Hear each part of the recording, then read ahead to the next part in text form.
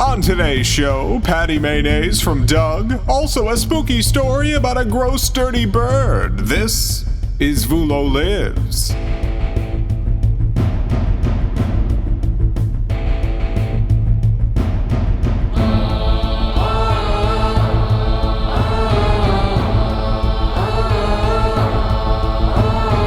Darkness spreads from shore to shore. Now it knocks upon your door. Will you open? Will you see the cat girl's face looking back at thee? Hello, I'm Vulo the Face Borrower, here with Nickelodeon and Disney superstar Patti Mayonnaise. Welcome to the show. Great to see you. Sorry about the scheduling mishap. I've made a terrible mistake.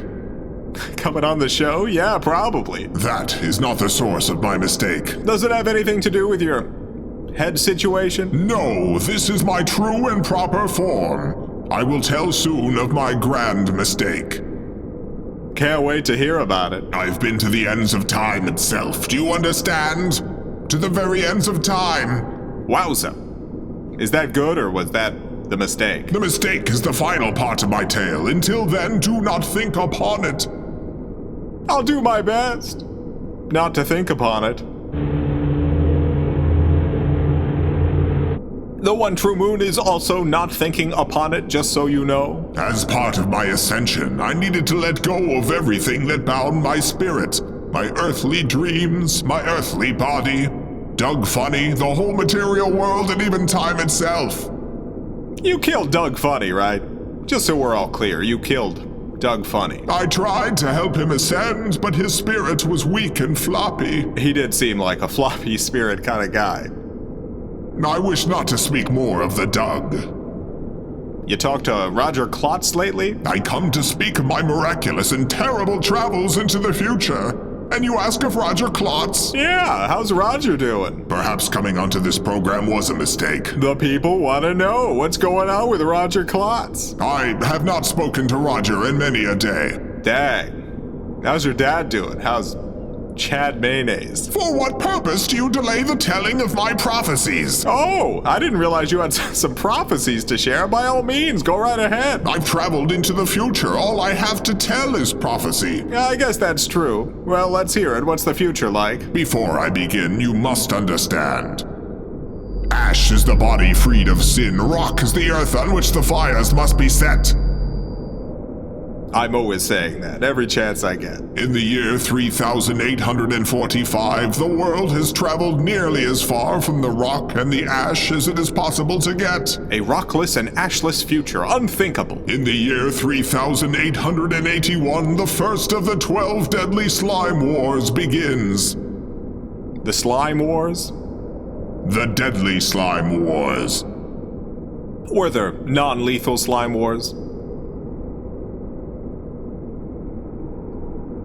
Yes. Are they fighting over slime or are they fighting with slime? All is slime and the slime, it wars. Just so I'm picturing this correctly, what color is the slime? It is a deep and shimmering yellow. See, I was picturing a green slime, so I'm glad I asked. The color of the slime is the least important part of my prophecy.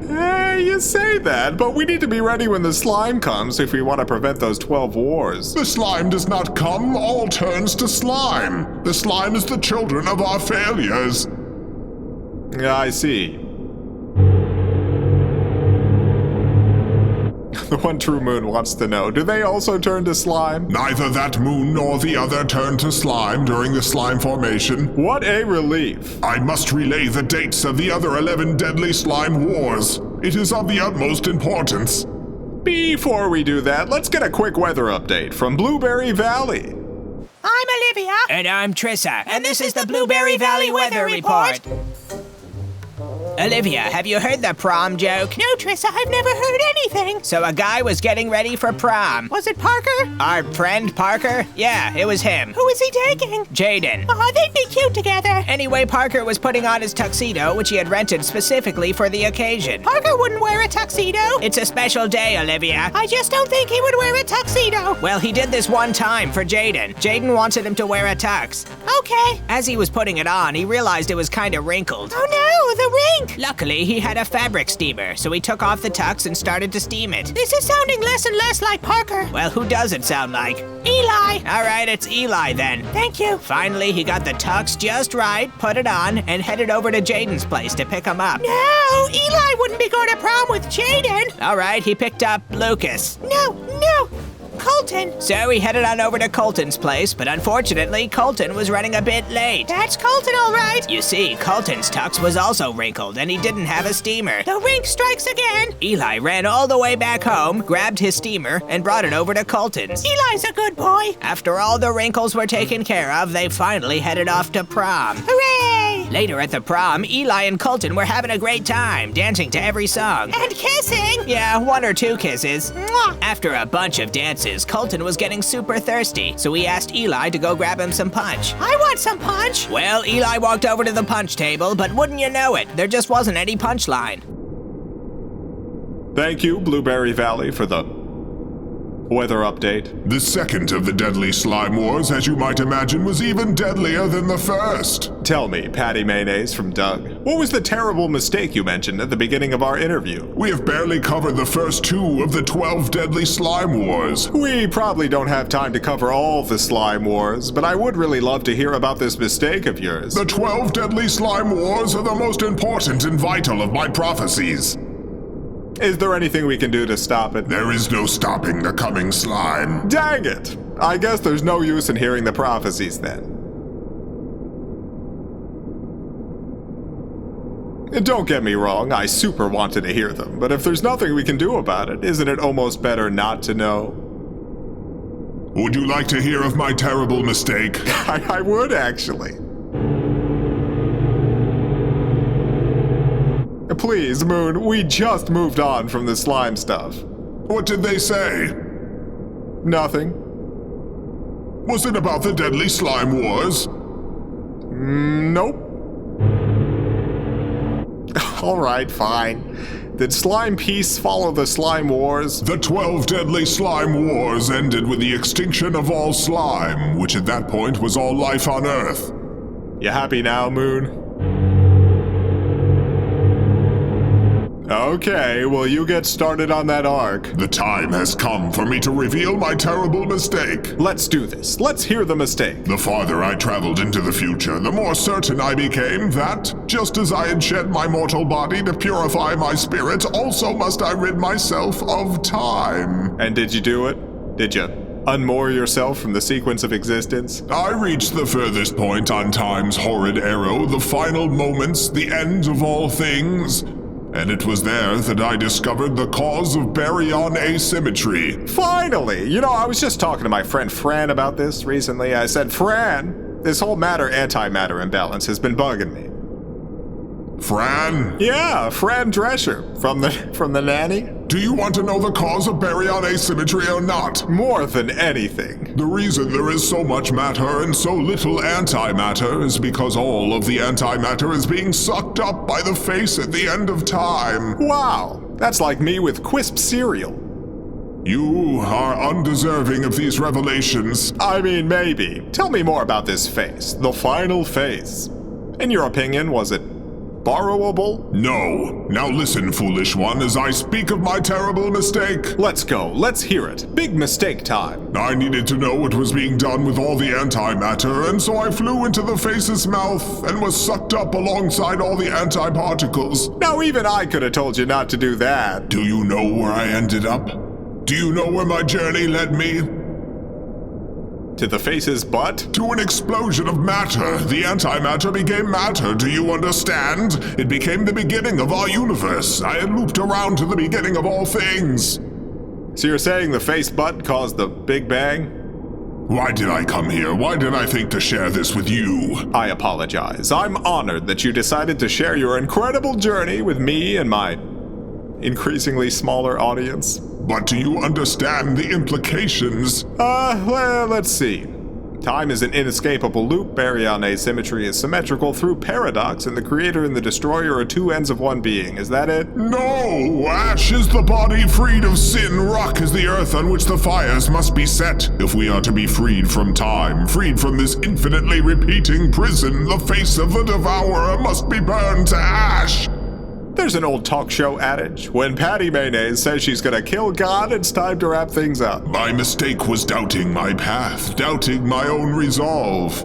I doubt no longer. Stay tuned, everyone. Coming up next is a spooky story from our spooky story correspondent, Relno the Storykeeper. Just as I freed Doug from his prison of flesh, I will free the universe itself from its prison of time.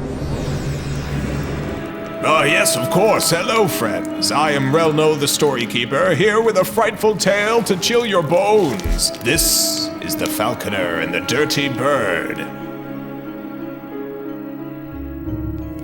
It was 1974, Argentina. Juan Perón, president of Argentina, was dead. This meant Vice President Isabel Perón, his wife, inherited the office of the presidency, making her the first woman president of any country in the history of the earth. Her tenure as president was rocky, to say the least. Workers had always made up the bulk of Peronist supporters. However, with rising unrest due to inflation and economic instability, Perón turned on those workers, sending brutal police assaults against the Unionists. All the while, the sinister Falconer had sent his filthiest, grimiest, most unsanitary bird to watch Perón. This disgusting bird, sitting atop its grimy perch, was thinking, there is not nearly enough suffering going on here. The dirty bird, of course, was the CIA. And the Falconer was Henry Kissinger. You see, United States Secretary of State Henry Kissinger had never been satisfied with the mere subduing of labor movements. Labor movements needed to be genocided. Thus, he sent his favorite gross bird, in the form of the CIA's Operation Condor, to kickstart what became known as the Dirty War. Perón was removed from power in a CIA-backed coup, and a military junta was established in her place. This junta began what they dishonestly called a dirty war. It wasn't actually a war. It was a wave of murder, torture, and rape, committed by the junta's forces against unionists, journalists, students, artists, activists, and, frankly, whoever. Pregnant women were kidnapped so that their babies could be stolen and given to military families. The mothers were then drugged, stripped, and dropped out of airplanes into the Atlantic Ocean to drown. Kissinger approved these tactics. The murder, the torture, the rape, the baby kidnapping. His only critique was that the junta needed to do it all faster, as he was worried outcry over the massive human rights violations might force the US to scale back their financial and intelligence support. In the end, however, the so-called Dirty War lasted 7 years. Many members of the junta are now in prison for genocide. The bird, however, and of course the bird's falconer, continue their dirty work to this very day. That's all for now. I'm Relno the Storykeeper, reminding you to stay spooky.